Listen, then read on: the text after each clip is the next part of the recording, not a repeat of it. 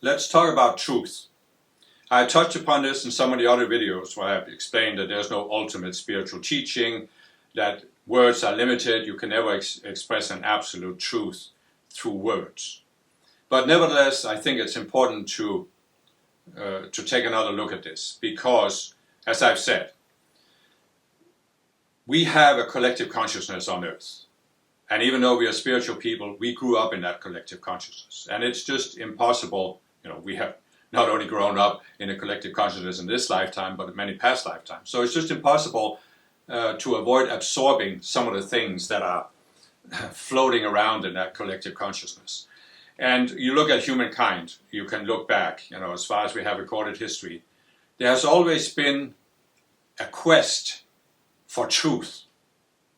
Human beings have had this desire to find truth. You go back to the ancient Greek philosophers, you go back to, in India, go back to the Vedas 10,000 years ago, back to the Buddha, and even Jesus, and you can look at modern science, and one of the things that's driving modern science, and one of the things that has been driving religion, is this quest for truth, to find the truth.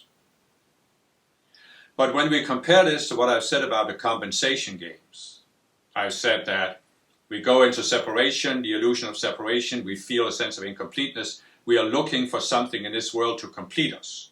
And one of the things that people can look at is truth. We think that if we find the truth, if we find some ultimate understanding, then we'll be complete. And so what I'm saying is we need to come to a point as spiritual people where we recognize that throughout history, what has driven most people's quest for truth is just a compensation game. Because people think that it's possible to find a truth or to define a truth in this world that is the truth, right? And as spiritual people, we have to realize that we have been affected by this, and many spiritual movements have been affected by it, many spiritual teachings have been affected by it, many spiritual gurus have been affected by it. So you can say that between the 48th and the 96th level, this is okay. There's nothing wrong with it. I look at myself in the first many years on the spiritual path. I was always on a quest for truth. I was looking for a higher spiritual teaching that had a higher understanding. I was looking to increase my own understanding because I thought, well, I don't have the full understanding. But why did I think that? Why did I think I don't have the full understanding now? I have to find a higher spiritual teaching, or I have to increase my personal understanding of the spiritual path. Why did I think that way? Because I experienced that I wasn't complete in myself. And I thought, if only I find this higher truth, this higher teaching, then I'll be complete. And just as I said in my last talk about becoming spiritually self-sufficient, it's a futile quest. It can never happen. It doesn't matter how sophisticated of a spiritual teaching you find, it will not complete you. You will never feel complete, even if you have the most sophisticated spiritual teaching, or the highest evolved guru.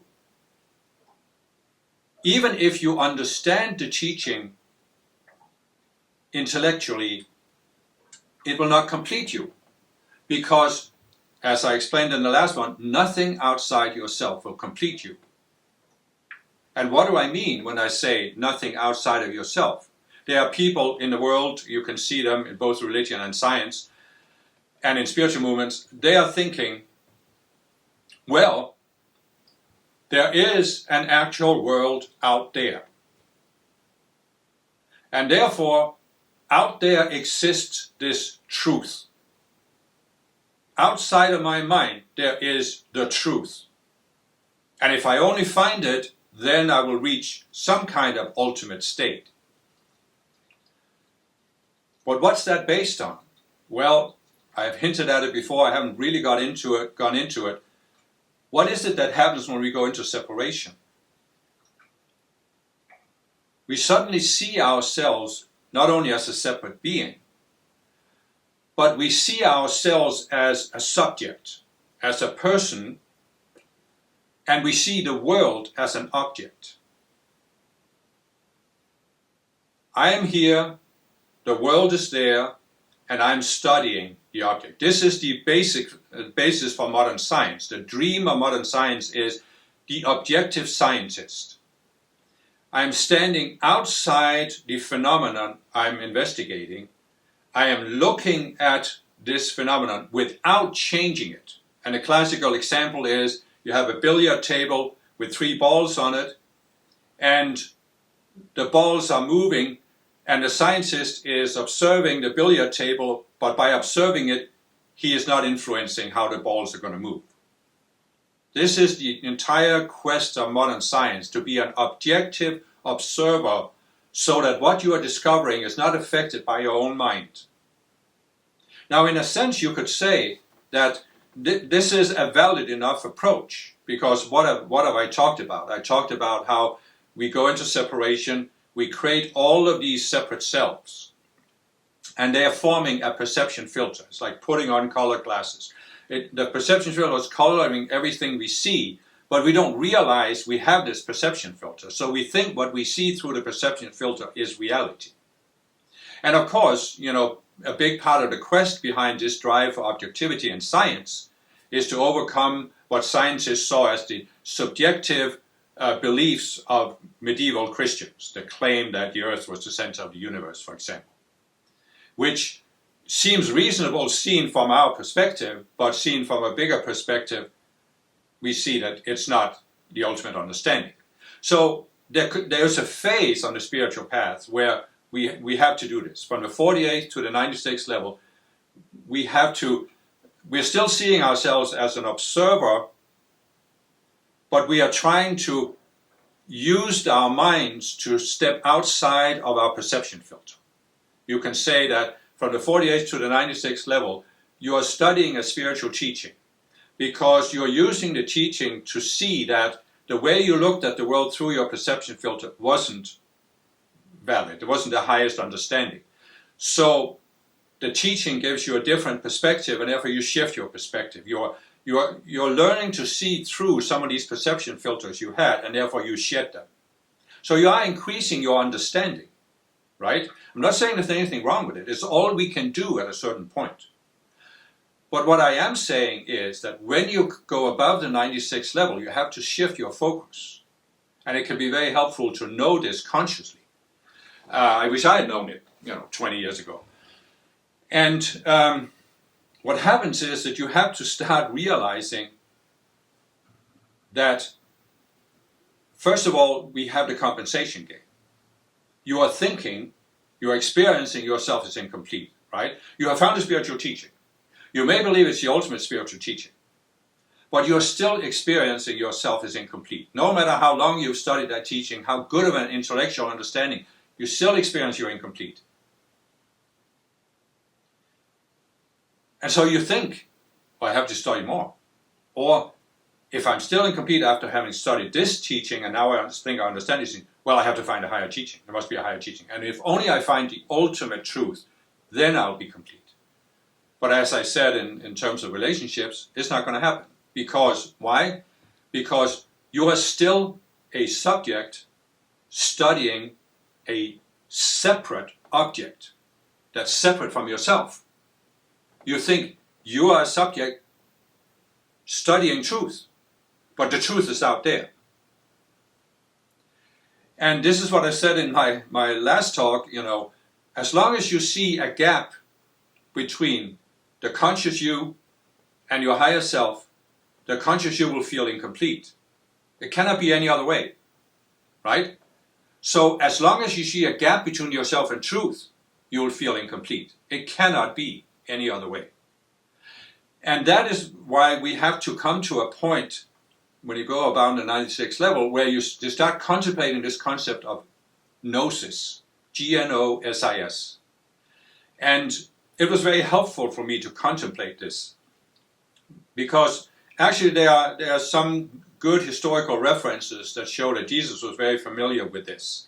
But there were a group of people who took Jesus' teachings, and they were called the Gnostics. There's even a book called the Gnostic Gospels, which was famous some years ago.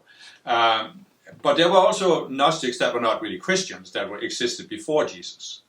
And the Gnostics, they had some strange beliefs, some of them, because they had a very dualistic view of the world, as I mentioned before. But the basic of the Gnostic approach to life is that your goal is not to study an object or study truth. Your goal is not to find some external truth. Your goal is to achieve gnosis, which is an inner state where the gap between the knower and the known, the gap between the subject and the object, has been dissolved. The knower is one with the object of knowledge. That's gnosis. And it was very helpful for me to have that concept and to look at my spiritual path and evaluate how I had related to spiritual teachings. It didn't mean that I stopped looking for higher understanding, but it did mean that I shifted my approach, because I realized that an outer teaching is never going to complete me. And that what I really wanted in life was not to have the ultimate truth or the ultimate intellectual understanding of life. I wanted to feel complete. And I realized this is only going to happen by union with my higher self. And that is an inner process. It's, so to speak, it doesn't even depend on knowledge, on outer knowledge. It's not that you can think your way into oneness with your higher self. Why? Because you actually thought your way out of oneness with your higher self. You, as I've described it before, when we first come into embodiment on earth, we are starting at the 144th level of consciousness. We think our way into taking on the first illusion at the 144th level. And that separates us a little bit from our sense of oneness with our higher self. Then we think our way into accepting the second illusion at the 143rd level. And now we have a slightly different gap. And we keep going down. And the first many times we go down, it's a very, very gradual. You still have a great sense of oneness with your higher self. But there are certain illusions you've taken on. And then we keep going down to the 48th level, where now we clearly see ourselves as a very localized being, localized sense of self, that is connected to something that's way up there, that's remote. Because now the distance between the 144th and the 48th level is much bigger. And then, of course, when we go into separation, we take on a different kind of illusion based on duality, and that's why we lose the connection. But what I'm saying is that when you're walking in a spiritual path, we are increasing our intuition. But as we go above the 96th level, in order to reach these higher levels, we have to overcome the sense of distance. We have to come into gnosis with our higher selves. And it's very helpful to have that understanding that, because we can give up thinking that if I only find this higher truth, this ultimate truth, then I'll instantly shift into being one with my higher self. We can actually realize that it was thinking that brought me out of the sense of oneness. Like Shakespeare said, there is nothing good or bad, but thinking makes it so. Therefore, there is no distance, but thinking makes it so. You're not separated from your higher self. You only think you are. And that's why it's actually, for me, it was very helpful to have this concept, this idea here that in reality, the conscious you is who it is. But in the here and now, the conscious you is who it thinks it is. In other words, you are one with your higher self. Nothing you've experienced in this world has changed that fact. But when you are in the world, you are looking at yourself through all of these perception filters of these separate selves, and therefore you think you are a separate being. You think you are separated, right? So you thought your way out of oneness You cannot think your way back into oneness. I know this sounds contradictory because I've said we come to see an illusion. And when we see it's an illusion, we also see the higher understanding, so we let go of the illusion. And isn't that thinking? Well, yes, in a sense. The thinking can help us see the illusion, because it was thinking that caused us to accept the illusion. But it's not the thinking itself that brings us closer. It's when we shift our awareness. So it's more fruitful to say, it's more constructive to say, that you thought your way out of oneness, and you get back into oneness by stopping to think.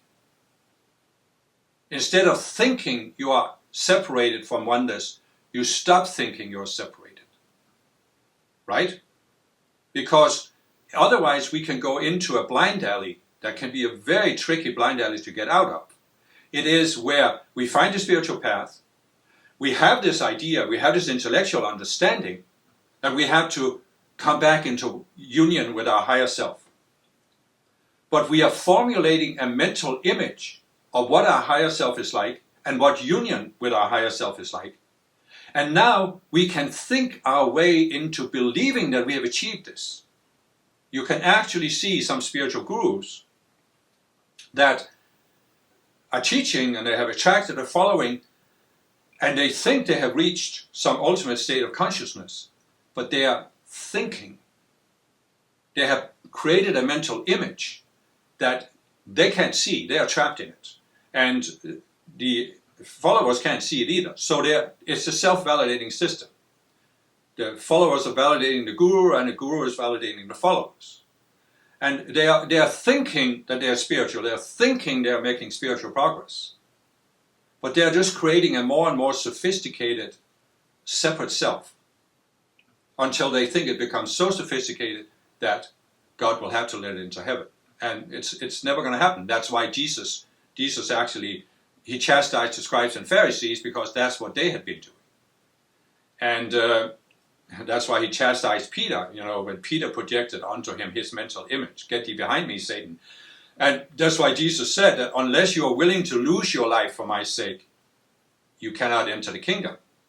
Because the kingdom of God is oneness with your higher self. But as long as you have a mental idea of what oneness is like, you're trapped. You're trapped in that image. I said in an earlier video that after people descended into separation, they started creating a God in their own image and after their own likeness. So we are projecting an image onto what God is like. That's what you see in the three monotheistic religions with the angry God up there in the sky. It's a completely man-made image. It has nothing to do with any reality in the spiritual realm. And we can think that our image is reality. We can think because we have all these arguments, all of these reasons. And there just comes a point, there came a point for me where I realized this, I saw this, and I thought, oh my goodness, I've been trapped in this for God knows how many lifetimes. I don't want to be trapped in this anymore. I don't want to think that I have the ultimate understanding. I want to come closer to oneness. And I'm willing to look at my understanding, look at my spiritual beliefs, and I'm willing to see any illusion I have because I want to be free of the illusions. I don't want to defend an illusion. I don't want to maintain an illusion. I'm willing to let go of any sense of superiority or pride that because I have this sophisticated spiritual understanding, I'm better than others. Let it all go. I just want to go home.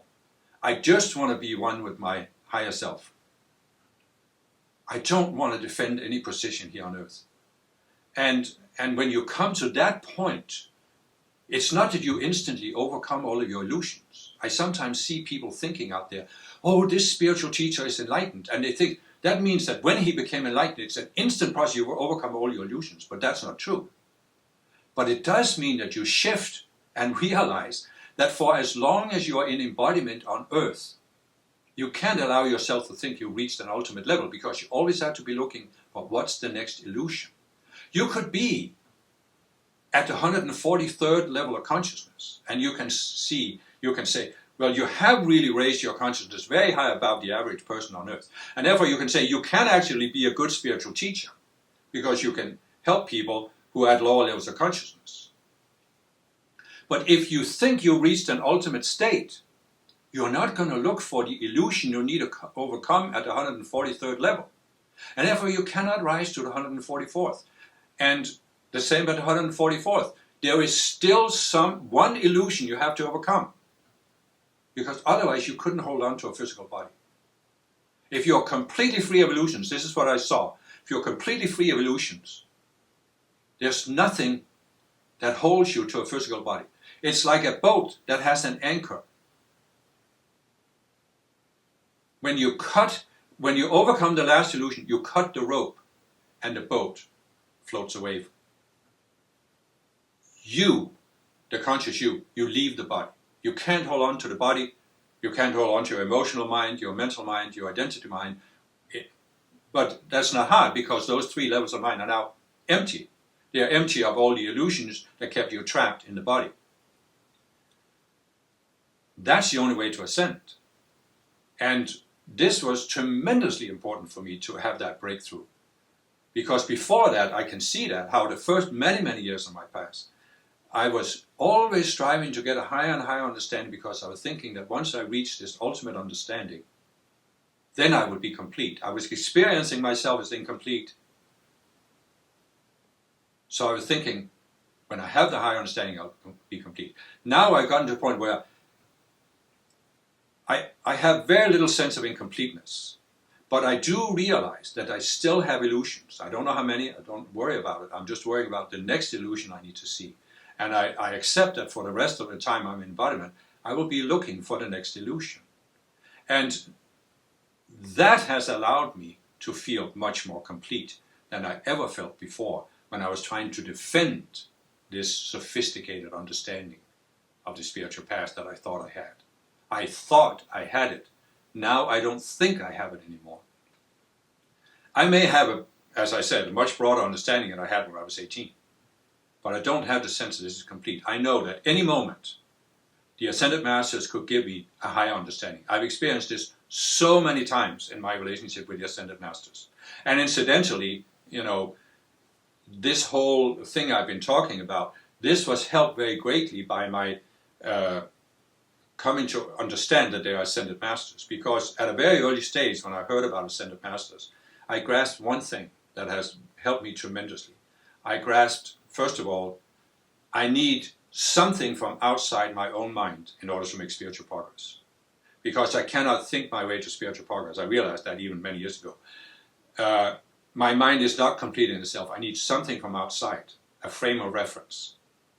And I realized that the ultimate frame of reference we can have while we are in embodiment on earth is the Ascended Masters. They are our teachers. But not only that, they have ascended from earth. They have escaped all of the illusions on earth.